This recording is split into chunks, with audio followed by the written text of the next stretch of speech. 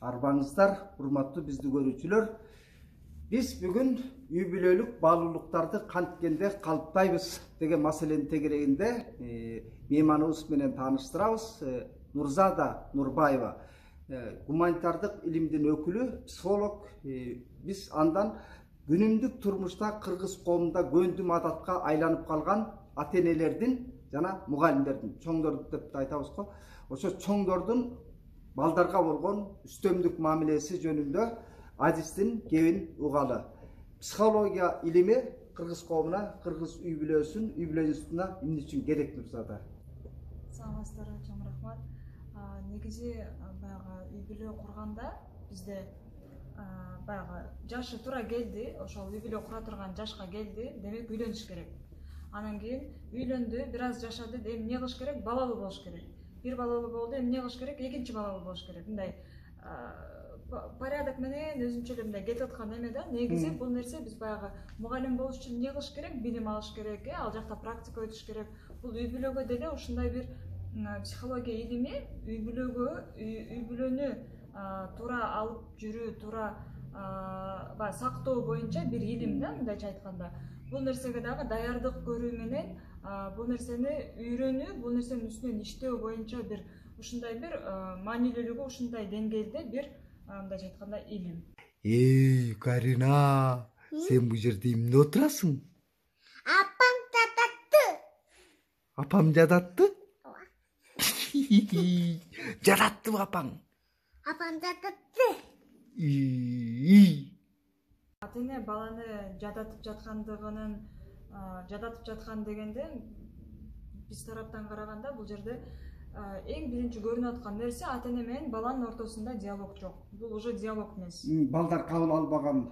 Балдар кабыл албай атат, ошол баланы ата-эне кабыл албай атат да. Эгер экөө тең ата-эне биринчи өзү өрнөк болуп, мисал болуп баланы кабыл алса, бала автоматтык түрдө ата-энени кабыл алат да. Себеби кабыл алганды үйрөнүп атат апасынан, атасынан.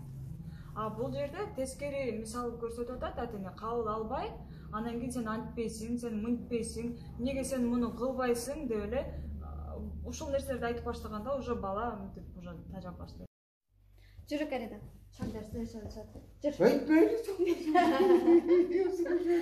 Карачы кеткиси келбей атат биз менен, Жүрсен татасың? Бул жерде баланы ата-эне чектеп коет да. Чектеп, анан мындайча айтканда баланын эркиндигин алып коет. То есть балага эркиндик бербейт. Эң биринчи баягы бизде кыргыз коомунда өзгөчө баладан эркиндикти ушунчалык мындай кызганабы, же талашабы, же жетпей калат деп коркобу билбейм да, мындай эркиндикти бергенде ушунчалык чектейт экен да өзүн ата-энечи, эркиндик бергиси келбейт экен. Анан баланын бейбаштыгынан коркот көбү. Кандай карайсыз буга? Анын чектей берсе, анан канчалык чектесе, бала ошончолук бейбаш боло берет да. Бейбаш дегенде бул дагы бир мындай туура эмес сөз да, мындайча айтканда балага канчалык эркиндикти берсе, бала ошончолук баягы өзүн алып жүргөндү үйрөнөт да. Мисалы, чек дегенде баягы бала 4 жаш куракка келип калганда, орточо айтканда, ошол учурда бала чекти үйрөнөт да. Бул жерде мисалы ошого жараша ата-энеге жүрүм-турум көрсөтөт, анан кийин текшерет, балдар аябай акылдуу болот да. Апам бул жерде уруксат берип атабы, уруксат бербейт абы. Бул жерде мага чектөө болот абы, болбойт абы. Ошол учурда 4 жаш, орточо айтканда 4-6 жашында балага чекти үйрөтсө, кийин бала андай бейбаш бала болбойт да.